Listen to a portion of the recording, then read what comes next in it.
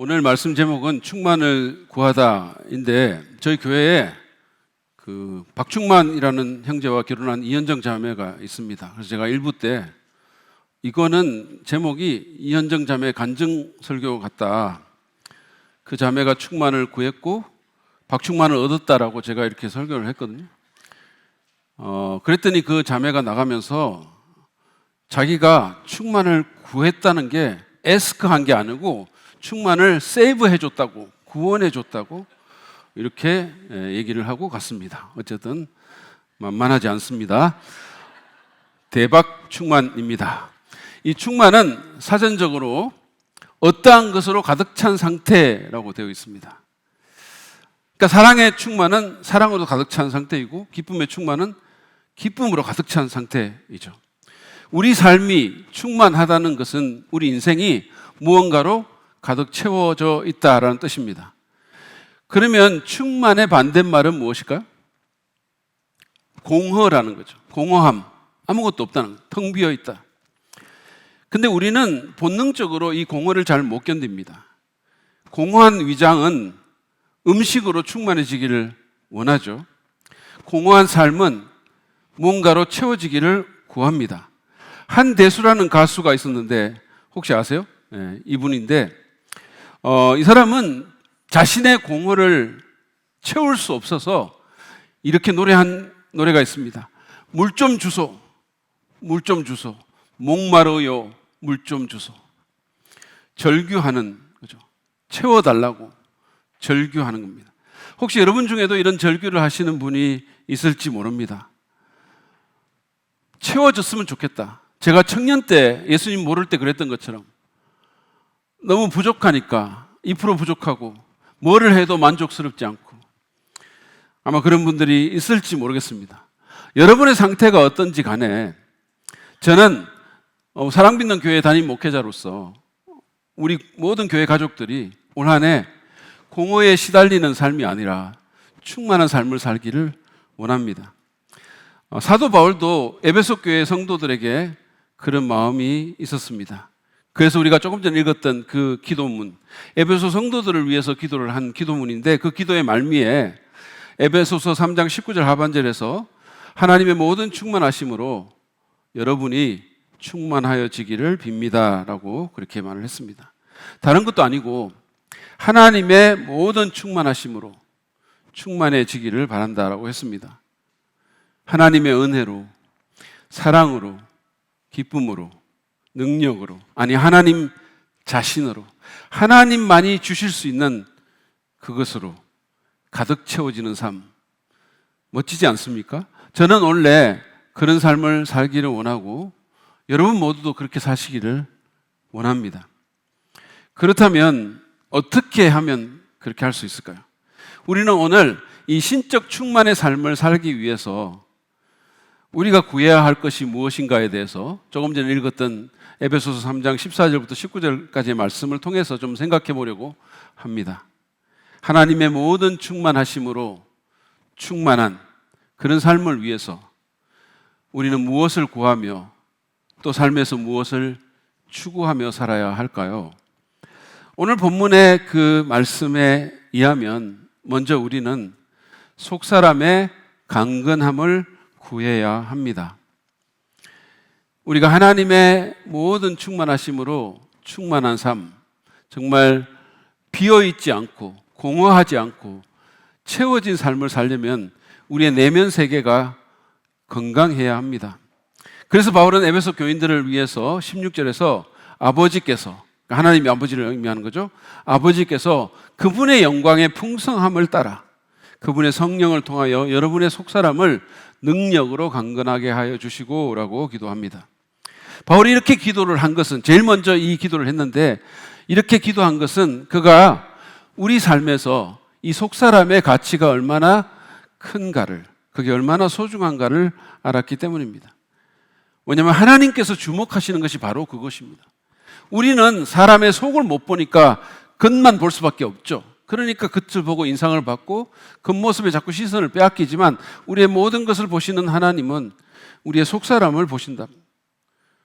성령님이 거주하시는 그것도 바로 그것입니다. 우리 삶의 센터요, 사령부도 바로 그곳입니다.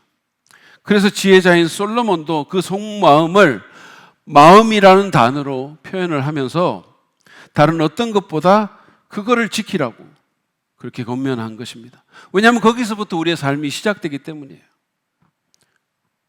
거기서부터 우리의 생명이, 우리의 삶이, 우리의 인생이 흘러나오기 때문이에요.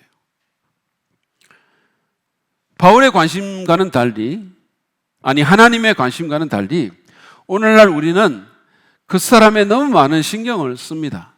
수많은 사람들이 매력적이고 젊은 몸을 유지하기 위해서 체육관에서 땀을 흘리고 시간을 보내고 돈을 씁니다.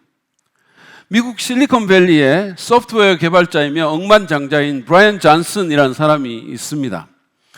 여러분이 보는 이 사람인데요, 이게 지금 나이도 잘 모르겠고 성별도 애매하죠. 근데 이 사람이 지금 나이가 만 45세인데 18살의 몸으로 돌아가기 위해서 매년 25억 원을 쓴다고 합니다. 놀라지 않죠? 여러분은 그 정도는 충분히 하실 수 있으니까. 이 사람은 의료진 30명의 지침에 따라서 매일 밤 같은 시간에 푸른 빛을 차단하는 안경을 쓴 채 잠을 자고 새벽 5시에 언제나 기상합니다.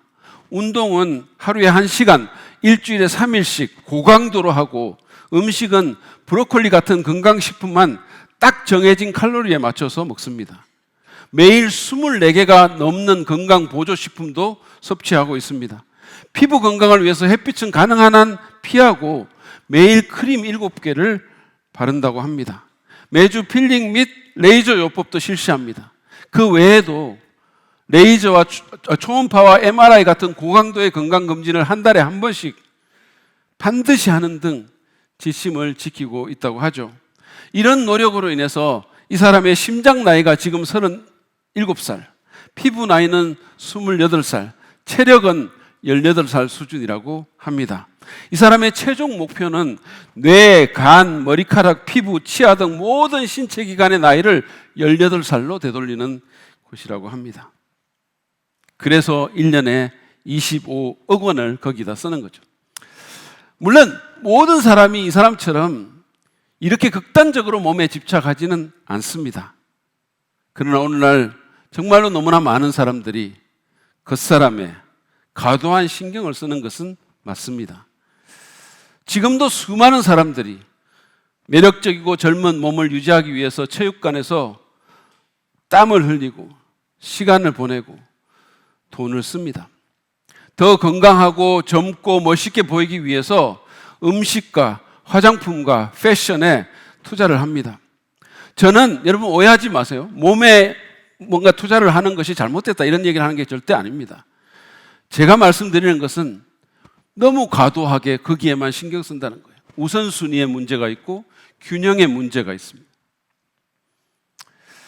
2023년도에 우리 사회의 트렌드를 분석한 트렌드 코리아 2023이라는 책이 있거든요.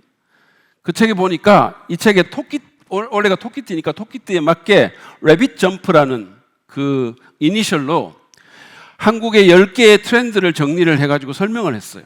근데 그 가운데 네버랜드 신드롬이라는 게 있었습니다. 정확하게 얘기하면 피터팬 앤 네버랜드 신드롬이에요. 근데 이 네버랜드는 피터팬이라는 사람, 피터팬과 그 친구들이 영원히 나이 들지 않고 아이의 모습으로 사는 곳이잖아요. 근데 지금 대한민국의 수많은 사람들이 이 네버랜드 신드롬에 걸려서 나이 들지 않으려고, 더 정확하게 말하면 나이보다 더 젊어 보이려고 엄청나게 애를 쓴다는 거예요. 근데 솔직히 저는 이해가 잘 가질 않아요. 왜냐하면 저는 애를 안 써도 언제나 젊기 때문이에요. 제발 원래는 신학교에서 학생인 줄 알았다라는 말 좀 안 들었으면 좋겠어요. 왜 아멘을 하지 않습니까? 여러분 어떠세요? 여러분은 속사람에 신경 쓰세요? 우리 기독교인의 경우에는 제가 앞에서 말씀드린 그런 것과는 또 다른 방식으로 그 사람의 초점을 두는 경향이 있습니다. 그것은 우리의 속보다는 겉으로 드러나는 경건에 집중하는 거예요. 남들이 볼 때 거룩한 사람인 것 같은, 믿음 좋은 사람 같은, 교회 올 때 점잖은 옷을 입고 기도할 때 하나님 목소리로 종교적인 미사 어구를 늘여놓고 술, 담배 안 하는 것을 트로피처럼 내세우지만 속에는 온갖 위선과 교만과 음란과 거짓과 무정함과 불친절함과 하나님 아닌 다른 우상이 가득 들어앉아 있는 겁니다. 이찬수 목사님이라는 분은 자기가 어릴 때 자기의 신앙을 어렵게 만든 사람들이 바로 이런 교회의 어른들이었다 그랬어요. 교회에서는 거룩하게 보이는데 장로고 안수 집사라고 그렇게 말을 하는데 교회에서는 종교적으로 행동하는 것 같은데 외적으로는 그렇게 보이는데 도무지 존경할 수가 없었다 그랬습니다. 왜냐하면 그때는 마을 공동체잖아요. 속에 있는 거짓과 교만과 무정함과 이기심 같은 그런 것들이 은연중에 드러나는 것을 그가 봤기 때문이에요. 여러분, 우리는 속사람에 집중해야 됩니다. 진짜 멋있는 사람은 속이 멋있는 사람이에요. 진짜 충만한 사람은 속이 충만한 사람입니다. 여러분, 존경받는 사람들 보세요. 많은 사람들이 잘생긴 사람 좋아하고 팬심으로 따르지만 존경하는 사람은 겉이 아니라 속이 멋있는 사람이에요. 여기 젊은 사람들이 많은데 여기 오늘 중고등부도 같이 예배하죠? 그 사람들에게 제가 특별히 권면하는 것은 다른 어떤 것보다 속사람을 가꾸고 건강하게 하는데 더 마음을 쓰기를 바랍니다. 왜냐하면 그것이 장차 여러분의 가족에게 줄 최고의 선물이기 때문이에요. 외모가 멋있는 것, 몸이 건강한 것, 물론 뭐 그것도 필요하겠죠. 그러나 여러분이 여러분의 배우자에게, 여러분의 자녀들에게 줄 수 있는 최고의 선물은 건강한 속사람, 아름다운 내면 세계예요. 여러분, 우리 인생이 불행해지거나 공허해지거나 무너지는 가장 큰 이유가 뭘까요? 속사람이 비어있거나 병들거나 연약하기 때문입니다. 여러분, 우리가 믿는 사람처럼 살지 못하는 그 이유도 바로 그 속사람의 문제입니다. 그러므로 우리는 속사람의 건강을 위해서 기도해야 합니다. 그리고 그 속사람의 아름다움을, 내실을 추구해야 합니다. 여기서 한 가지 주목할 것이 있는데 그것은 바로 우리의 속사람이 성령의 능력으로 강건해질 수 있다는 사실입니다. 바울은 오늘 본문에서 성령을 통하여 속사람을 능력으로 강건하게 하여 주시고 라고 기도합니다. 성령은 우리의 내면을 빚는 영입니다. 성령으로 충만할 때 우리는 기쁨과 감사와 찬송으로 가득 차게 되는 겁니다. 그러므로 성령님을 의식하고 사는 것, 성령의 인도함을 받는 것, 그보다 더 중요한 것은 사실은 없는데 안타깝게도 너무나도 많은 그리스도인들이 하루를 살면서 단 한 번도 성령에 대해서 의식조차 하지 않고 살아가는 거예요. 마치 이분이 없는 것처럼 사는 거예요.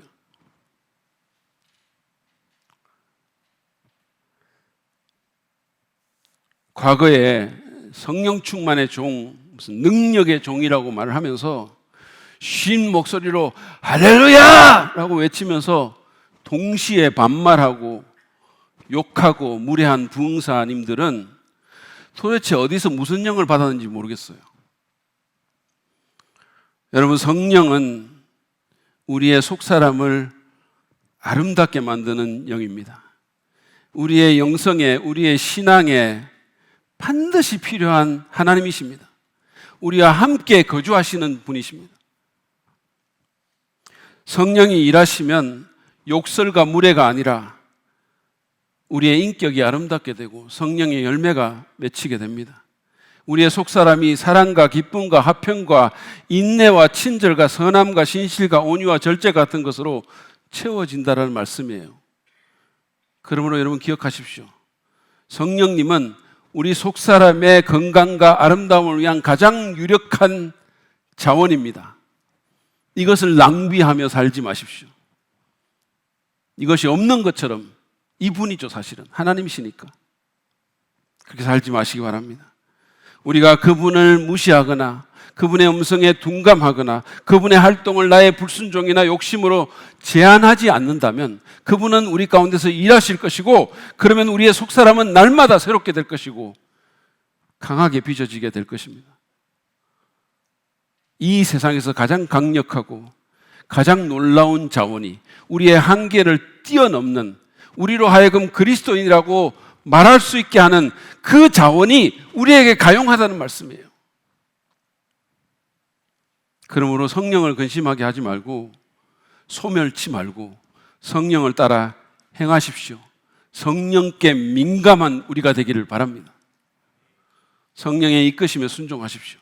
성령의 충만함을 날마다 구하십시오. 그러면 하나님께서 성령을 통해서 우리의 속사람을 강건하게 빚어주실 것입니다.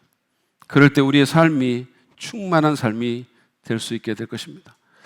두 번째로 오늘 본문은 올 한 해 우리의 삶이 충만한 삶이 되기 위해서 깊이 있는 사랑의 관계를 구해야 함을 우리에게 가르쳐 줍니다. 깊이 있는 그 관계에 우리가 우선순위를 두라는 말씀입니다. 우리가 여러분 환경이 좀 좋지 못해도, 물질이 좀 풍족하지 못해도 깊고 친밀한 관계가 있으면 우리는 행복과 만족과 넉넉함을 느낄 수 있습니다. 그래서 바울은 17절에서 믿음으로 말미암아 그리스도를 여러분의 마음속에 머물러 계시게 하여 주시기를 빕니다. 여러분이 사랑 속에 뿌리를 받고 틀을 잡아서라고 기도했습니다. 근데 이 구절은 사실은 수직적인 관계와 수평적인 관계를 둘 다 망라하고 있는데, 앞부분은 수직적인 관계에 대한 것이고 뒷부분은 수평적인 관계에 대한 언급입니다. 여기 그리스도께서 우리 마음에 머물러 계신다는 이 표현은 문자적으로 정착해서 머문다라는 뜻입니다. 그냥 잠깐 이렇게 다녀가는 게 아니라 아예 자리를 잡고 정착해서 머무신다는 거예요. 물론 그리스도는 에베소 성도들의 마음 가운데 또 믿는 우리 가운데 거하십니다. 그러나 바울이 여기서 말하는 것은 보다 실제적이고 경험적인 차원에서 얘기를 하고 있는 거예요. 혹시 여러분은 경험적으로 여러분의 마음 가운데 그리스도께서 편안히 거하고 계심을 느끼십니까? 바울은 피상적인 관계가 아니라 날마다 더 깊어지는 그 교제에 대해서 말을 하고 있습니다. 여러분은 혹시 텐트에서 잡으신 적이 있으세요? 저는 텐트에서도 잡았고 교회 수양회 때 교실 마룻바닥 위에서 잡은 적도 있어요. 옛날에는 수양회 하면 교실에서 마룻바닥에서 막 수십 명이 자기도 했어요. 심지어는 아주 좁은 차 안에서 잠을 잔 적도 있습니다. 그런 임시적인 숙소에 머무는 것 너무 불편하죠. 그런 것과 집에 있는 것의 차이는 정말 큽니다. 집에 오면 얼마나 편합니까? 얼마나 마음이 열립니까? 바깥에서는 못하던 말도 집에 오면 하고 싶은 대로 말을 하잖아요. 표정 짓고 말하고 살아있는 것 같고. 그리스도께서 여러분의 마음에 마치 집에 계신 것 같은 편안함을 느끼시며 거주하십니까? 여러분과 그리스도와의 관계에 있어서 그처럼 편안하고 막힘없는 그런 친밀감이 형성되어 있으십니까? 바울은 그런 관계가 믿음으로 말미암아 가능하다라고 얘기했어요. 믿어야 된다는 거예요. 신뢰해야 돼. 눈에 보이지 않는다 할지라도 믿음으로 그리스도께서 내 마음에 틀을 잡고 아예 집처럼 거주하시면서 하고 싶은 모든 말을 할 수 있는 그런 관계가 되도록 애를 쓰라는 거예요. 그런가 하면 바울은 성도들 사이의 수평적인 관계에 대해서도 기도를 하는데, 여러분이 사랑 속에 뿌리를 받고 틀을 잡아서라고 이렇게 기도를 했죠. 켄트 휴즈 목사님은 이 부분을 사랑의 라이프 스타일을 위한 기도다 이렇게 명명했습니다. 사랑의 생활 방식을 위한 기도다. 바울은 여기서 두 개의 비유를 혼합을 했는데, 하나는 뿌리를 받고라는 식물의 비유고 또 다른 하나는 틀을 잡아서라는 건축의 비유입니다. 비록 비유는 다르지만 의미는 사실은 같죠. 둘 다 피상성을 반대하고 있고 둘 다 사랑의 생활 방식을 묘사하고 있습니다. 뿌리가 깊이 박힌 나무처럼 우리의 삶은 사랑의 땅에 깊이 뿌리 내려야 합니다. 기초가 든든한 건물처럼 우리 인생의 건물도 사랑의 든든한 기초를 가져야 된다는 말씀이에요. 만일 사랑의 기초 위에 우리가 삶을 세운다면 어떤 것도 사실은 우리를 흔들지 못할 것입니다. 여러분, 우리가 물질의 기초 위에 우리의 삶을 세우면 물질이 없어지면 우리 삶이 무너지는 거예요. 아세요? 우리가 성공이나 성취의 기초 위에 우리의 삶을 세우면 그 성공이나 성취가 사라지면 우리 삶도 무너지는 거예요. 우리가 우리의 외모나 우리의 건강에 우리의 삶을 세우면 그게 사라지면 우리 삶도 무너지는 거예요. 그래서 사업가들이 때로는 자살하기도 하고 얼굴 예쁜 연예인들이 자살하기도 하는 겁니다. 왜? 그런 것들 위해 자기의 인생을 세웠기 때문에 그게 없어지거나 그게 인정 못 받는다고 생각하면 삶 자체가 송두리째 무너져 버리는 거예요. 우리는 사랑 위에 우리 삶을 세워야 합니다. 거기에 뿌리를 받고 거기에 기초를 놓아야 된다는 거예요. 우리가 참으로 충만한 삶을 원한다면 우리의 생활 방식은 사랑이 되어야 합니다. 우리는 피상적인 수준을 넘어서 안녕, 잘 지내, 잘 지내 이런 수준 있잖아요. 이걸 좀 넘어서 사랑 안으로 더 깊이 들어가야 됩니다. 여러분, 사랑의 관계가 없이 충만한 삶은 없습니다. 제가 앞에서 말씀드렸던 소개했던 그 물 좀 주소라는 그 노래를 보면 그 가사에 물은 사랑이요 이렇게 얘기를 하고 있는 거예요. 그러니까 그 사람이 물을 달라고 한 것은 사실은 사랑을 좀 달라는 거예요. 사랑을 구하고 있습니다. 그 사람이 인기 있는 연예인일지 몰라도 사람들이 환호하는 가수일지 몰라도 진정한 사랑이 필요하다는 거예요. 그러니까 배고프니까 목마르니까 좀 달라고, 채워달라고, 사랑을 달라고. 여러분, 우리에게는 사랑이 필요합니다. 모든 사람에게는 사랑이 필요합니다. 그러므로 비록 희생이 따르고 상처를 받을 수도 있지만 우리는 깊이 있는 사랑의 관계에 대한 우리의 추구를 중단해서는 안 됩니다. 사람이 살다가 냉소적이 되고 무슨 그런 사랑이 어딨어 그냥 그냥 결혼해가지고 한 10년 20년 살아보니까 진짜 그냥 사랑 무슨 사랑 이러고 포기해버리는 거죠. 여러분, 그러지 마시고 계속적으로 사랑을 추구하세요. 우리가 깊고 친밀한 사랑의 관계를 추구해야 하는 것은 우리가 관계적인 존재로 만들어졌기 때문입니다. 하나님이 우리를 그렇게 만드셨어요. 그래서 모든 인간 안에는 그런 관계에 대한 깊은 갈망이 있는 거예요. 여러분, 청소년들이 왜 안 좋은 그런 불량 집단에 들어가는지 아세요? 사실은 거기서 뭔가 관계를 맺기를 원하기 때문에 그런 게 있는 거죠.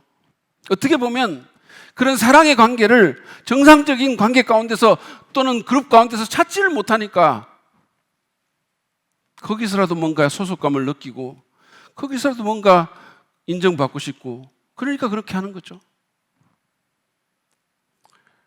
모든 인간 안에는 관계에 대한 깊은 갈망이 있습니다. 그리고 그렇기 때문에 우리의 진정한 행복과 불행도 그 관계에 달려 있는 거예요. 그리고 심지어 육체적인 건강조차도 우리의 관계적인 삶과 무관하지 않습니다. 하버드 사회과학 연구팀에서 9년이 넘는 기간 동안 7,000명의 삶을 추적했는데 관계가 없거나 고립된 사람은 강한 관계적인 연결을 갖고 있는 사람보다 3배나 사망 확률이 높았다고 합니다. 좋지 못한 건강 습관을 갖고 있지만 강한 사회적 연결고리를 가진 사람이 훌륭한 건강 습관을 갖고 있지만 고립된 사람보다 훨씬 더 오래 산다는 거예요. 쉽게 얘기하자면 친구들과 어울려서 그냥 막 컵라면으로 즐겁게 야식하는 것이 혼자서 닭가슴살, 브로콜리 이런 거 먹는 것보다 훨씬 더 건강에 좋다는 거예요. 또 이런 말을 하면 오늘 밤부터 그냥 컵라면과 치킨으로 그냥 야식하겠다고 결단하는 분들이 있는데 설교를 그렇게 들으시면 안 돼요. 포인트가 그게 아니잖아요. 여러분, 우리가 깊이 있는 사랑의 관계를 추구해야 하는 것은 우리가 그런 존재이기 때문이에요. 그뿐만 아니라 더 중요한 이유가 있는데, 그것은 주님께서 우리에게 주신 사랑의 계명, 새 계명 때문입니다. 요한복음 13장 34절에서 35절 말씀 보시죠. 우리 같이 한번 읽어볼까요? 시작. 이제 나는 너희에게 새 계명을 준다. 서로 사랑하여라. 내가 너희를 사랑한 것 같이 너희도 서로 사랑하여라. 너희가 서로 사랑하면 모든 사람이 그것으로서 너희가 내 제자인 줄 알게 될 것이다. 예수님이 우리를 사랑하신 것처럼, 때로는 예수님의 마음을 아프게 하기도 하고, 때로는 배반하기도 하고 부인하기도 했는데, 그럼에도 불구하고 끝까지 그분이 사랑하신 것처럼 그렇게 서로를 사랑하는 것이 교회에 주신 새 계명이라는 겁니다. 그렇게 사랑하면 사람들이 우리를 예수님의 제자인 줄 알게 될 것이라고 그렇게 했습니다. 여러분, 우리가 아무리 좋은 말하고 아무리 성경 많이 알고 아무리 좋은 건물에서, 예쁜 건물에서 예배 드린다 해도 우리가 서로 사랑하지 않는다면, 작은 일로 다투고 왕따시키고 용서하지 않고 이기적으로 계속 산다면 사람들은 우리가 예수 믿는 사람임을 인정하지 않을 거라는 거예요. 여기 지금 우리 중고등부 형제 자매들이 있는데, 사실 어른들도 그렇지만 여러분은 절대로 누구를 왕따시키거나 왕따시키는 일에 가담하지 않으시기를 바랍니다. 그것은 예수님의 마음을 찢어놓는 일입니다. 여러분, 기억하십시오. 우리는 가정과 교회와 공동체에서 깊이 있는 사랑의 관계를 추구해야 합니다. 근데 문제는 그게 쉽지 않다는 데 있는 거예요. 이상한 사람들이 있고 내 스타일과 안 맞는 사람들이 있고 상대하기 힘든 사람들이 있는 게 사실이에요. 또 다들 엄청 은혜 받으면서 맞아 그러면서 누군가를 막 생각하는 것 같은데, 너무 그러지 마세요. 왜냐하면 그 누군가에게는 당신이 바로 그 이상한 사람일 수 있어요. 당신이 힘든 사람일 수 있다는 말씀이에요. 저희 집사람은 가끔씩 저한테 이렇게 당신 진짜 이상한 사람이야 이렇게 말할 때가 있거든요. 그러면 저는 그녀가 그 말을 하기 전에 제 속으로 나는 당신이 너무 이상해 이렇게 이미 생각하고 있었어요. 여러분, 기억하십시오. 사랑을 추구하는 삶은 쉽지도 않고 안전하지도 않아요. 사실은 위험합니다. C.S. 루이스가 말한 것처럼 사랑한다는 것은 취약한 상태가 되는 것, 상처받기 쉬운 상태가 되는 것입니다. 그러나 그럼에도 불구하고 우리는 깊은 관계적인 삶으로 뛰어들어야 합니다. 왜냐하면 그럴 가치가 충분히 있기 때문이에요. 우리가 만약에 사랑의 상처가 무서워서 만약에 움츠리고 있다면 우리는 누구도 사랑할 수가 없는 거예요. 우리는 상처받을 각오를 하고 희생할 각오를 하고 마음을 열고 서로에게 다가가야 합니다. 그래서 깊이 있는 사랑의 관계를 맺어야 합니다. 왜냐하면 그런 관계가 우리의 삶을 진정으로 살아있게 하고 충만하게 만들고, 그런 관계 속에서 우리가 성장하고 우리의 인격이 갖춰지고 주님이 그 가운데서 드러나기 때문이에요. 그러므로 그런 관계를 추구하고 기도합시다. 여러분, 우리가 사람으로 상처받잖아요. 근데 그 상처를 치유하는 것도 바로 사람이에요. 그러므로 계속해서 고립되어 있고 계속해서 혼자 이렇게 있으면 우리는 성장할 수도 없고 상처 가운데 계속 머물러 있는 거죠. 그러므로 목장과 부서 모임에 적극적으로 참여할 필요가 있는 겁니다. 때로 어색할 때도 있고 힘들 때도 있지만 용납하고 용서하고 서로의 필요를 채워줍시다. 서로 믿어주고 참아주고 따뜻하게 안아주고 사랑으로 섬깁시다. 우리의 가정과 교회에서 주님이 주신 사랑으로 더 깊고 친밀한 관계가 이루어지도록 간절히 기도하고 나부터 사랑을 실천하도록 결단할 수 있기를 바랍니다. 사랑이 시작되는 그곳에서 충만한 인생이 시작되는 거예요. 마지막으로 우리는 그리스도의 사랑을 깨닫게 해달라고 기도해야 합니다. 주님의 사랑을 좀 깨닫게 해달라고, 더 알게 해달라고. 저는 교회나 또는 신학교에서 사랑에 빠진 젊은 커플들을 종종 봅니다. 예전에 무슨 허성구 커플도 그랬고 정재영 커플도 그랬고 다 그런 사람들이에요. 근데 이 사람들 보면 무슨 슈퍼맨 같을 때가 있어요. 추위도 못 느끼고 배고픈 것도 개의치 않습니다. 서로 쳐다보고 있는 얼굴 표정을 보면 가관이에요. 제정신이 아닌 것 같아요. 근데 이게 다 사랑의 힘이잖아요. 사랑의 힘이에요. 근데 여러분, 한낱 인간의 사랑도 그렇게 힘이 있다면 무한하고 무조건적이고 결코 변치 않고 한계를 뛰어넘는 주님의 사랑을 우리가 깨닫는다면 어떻게 되겠어요? 정말로 그걸 깨닫고 산다면 인생이 충만해지지 않겠습니까? 그래서 바울은 우리가 그 엄청난 그리스도의 사랑을 깨닫게 되기를 기도합니다. 18절 19절 말씀 보시죠. 모든 성도와 함께 여러분이 그리스도의 사랑의 너비와 길이와 높이와 깊이가 어떠한지를 깨달을 수 있게 되고 지식에 넘치는 그리스도의 사랑을 알게 되기를 빕니다. 그걸 알아야 된다는 거예요. 여러분, 주님의 사랑을 알지 못하는 것, 그게 인간의 모든 불행과 공허함의 근본적인 원인입니다. 20세기 관능성의 상징과 같은 마릴린 먼로라는 여자 배우를 알 겁니다. 아마 좀 옛날 배우지만 아마 이분은 아는 분이 많을 거예요.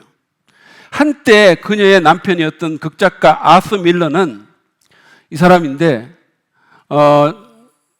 극작가와 여배우가 결혼을 해가지고 아주 굉장한 그 화제가 되기도 했죠. 근데 자신의 그 자서전에서 이 먼로와의 결혼 생활에 대해서 말을 합니다. 그는 먼로가 악마와 여자라는 그런 영화를 찍을 때 절망과 낙담의 나락으로 떨어지는 것을 보았습니다. 그는 자기들 사이가 점점 멀어져 가는 것을 느꼈어요. 그는 그녀의 편집증과 약물에 대한 의존이 심해져 가는 것을 보면서 먼로가 목숨을, 생명을 끊을지도 모르겠다라고 생각했어요. 어느 날 저녁에 의사의 설득으로 그녀가 진정제를 먹고 잠들어 있는데 그 잠든 그녀를 보면서 밀러는 그 옆에 서 있었습니다. 그리고 그가 이렇게 생각했다는 거예요. 그의 말을 들어보세요. 나는 기적을 상상하려고 애쓰고 있었다. 마를린이 깨어날 때 그녀에게 여보, 하나님이 당신을 사랑한다라고 내가 말할 수 있었으면 얼마나 좋을까? 그리고 그녀가 그것을 믿을 수 있었으면 어땠을까? 우리가 그때까지 종교를 가지고 있었기를 내가 얼마나 원했던가. 그러나 안타깝게도 밀러는 하나님의 사랑을 믿지도 말하지도 않았고 그 당시에 마를린은 그 사실을 깨닫지도 못한 채 36의 젊은 나이로 스스로 목숨을 끊었던 것입니다. 저 예쁜 여자 배우가. 여러분, 인정하든 그렇지 않든 그리스도의 사랑은 우리 인생의 가장 근본적인 버팀목입니다. 우리는 그 사랑을 깨달아야 합니다. 여러분, 온 우주의 왕 되신 분이, 아무것도 부족할 것 없는 분이 나를 위해서, 여러분을 위해서 천국의 모든 영광과 특권을 포기하고 가난한 목수의 아들이 되어서 모욕과 멸시 가운데 고통받기를 선택한 그 사랑, 너 없이 영원을 보내느니 차라리 죽겠다면서 두 팔을 벌리고 십자가에서 못 박힌 그 사랑, 그 사랑의 온전한 차원을 깨닫게 되기를 우리는 추구하면서 살아야 됩니다. 바울은 에베소 성도들이 그리스도의 사랑의 4차원을 깨닫게 되기를 기도합니다. 넓이와 깊이와 길이와 높이와 깊이. 존 스타트는 이 4차원을 이렇게 설명합니다. 넓이에 대해서 세상을 다 포용할 정도로 넓은 그 사랑, 그리고 길이에 대해서는 영원토록 지속될 정도로 긴 그 사랑, 그리고 높이에 대해서는 죄인을 천국으로 끌어올릴 정도로 높은 그 사랑, 그리고 깊이에 대해서는 가장 낮은 죄인에게까지 미칠 정도로 깊은 그 사랑. 이 엄청난 사랑이 우리에게 부어지고 있음을 여러분은 믿으십니까? 사실 이 사랑은 지식에 넘치는 사랑이라고 했습니다. 우리가 이 사랑을 다 아는 것은 사실 불가능하죠. 어린 자녀가 부모의 그 사랑을 다 알 수 없는 것처럼 말이죠. 그러나 그럼에도 불구하고 우리는 예수 그리스도의 사랑을 알기 위해서 영적인 추구와 훈련을 해야 합니다. 죽을 때까지. 이 사랑을 아는 것이 우리 삶의 패션, 열정이 돼야 된다는 거예요. 우리는 이 사랑을 배워야 됩니다. 이 사랑이 우리의 삶을 충만하게 합니다. 이 사랑이 우리를 더 사랑할 수 있는 존재로 만들어줍니다. 이 사랑이 우리의 삶을 바꿉니다. 부모 속을 많이 썩이는 한 아들이 있었어요. 이 친구는 20대가 되도록 부모 마음을 아프게 하고 애간장을 녹였어요. 그러던 어느 날 아버지의 차를 몰래 훔쳐 타고는 나가다가 교통사고를 내서 두 눈을 실명하게 됐습니다. 의사가 그를 수술대에 높여놓고 얘기를 합니다. 자네는 사고로 인해서 수술을 하긴 하는데 앞을 못 보게 될 거야. 그러자 이 젊은이는 악을 쓰면서 못 보느니 차라리 죽겠다고 그냥 수술하지 말라고 버텼어요. 근데 이 의사가 부모의 동의를 얻어서 마취를 시키고 수술을 했습니다. 근데 몇 주 후에 의사가 그의 붕대를 풀어주면서 말을 했습니다. 여보게, 다행히 자네를 사랑하는 어떤 사람이 자네에게 한쪽 눈을 기증을 했어. 이 붕대를 풀면 자네는 한 눈이라도 보게 될 거야. 의사는 청년이 이 소식을 들으면 엄청 기뻐할 줄 알았는데 예상 밖의 반응을 보였어요. 애꾸눈으로 사느니 차라리 죽겠다고 막 소리를 쳤어요. 그러자 의사가 널 위해 자신의 한쪽 눈을 내어준 사람이 있는데 어찌 너는 그리 인생을 함부로 취급하냐고 호통을 쳤습니다. 붕대를 벗기자 시력이 서서히 돌아오는데 저 맞은편에 누군가가 서 있었어요. 잠시 시간이 흐른 뒤에 그 사람을 바라보니 그는 다름 아닌 자신의 어머니였습니다. 한쪽 눈에 붕대를 칭칭 감고 계신 어머니의 그 사랑에 감동해 그렇게 방탕하던 그 젊은이가 그 자리에서 꼬꾸라졌습니다. 회개하고 그는 변화되었죠. 여러분은 우리를 위해서 자신의 생명을 내어준 그 소중한 온 우주에서 그 무엇과도 바꿀 수 없는 그 생명을 내어준 그리스도의 사랑을 아십니까? 그 너비와 길이와 높이와 깊이가 어떠한지를 경험하고 있습니까? 단 한순간도 여러분을 생각하지 않는 적이 없으신 그분의 그 사랑을 여러분 아십니까? 한 찬송가 작시자는 그 크신 하나님의 사랑 말로 다 형용 못하네라고 썼죠. 이분이 왜 그런 가사를 썼을까요? 그분이 그렇게 느꼈으니까요. 하나님의 사랑이 너무 놀라운데 말로 쓸 수가 없어요. 말로가 쓸 수. 우리가 그러잖아요. 카메라로 이렇게 찍으면서 야 이거 진짜 아름다운데 카메라가 못 잡아준다 그러잖아요. 말로 형용할 수 없는 사랑을 이 사람이 느꼈기 때문이에요.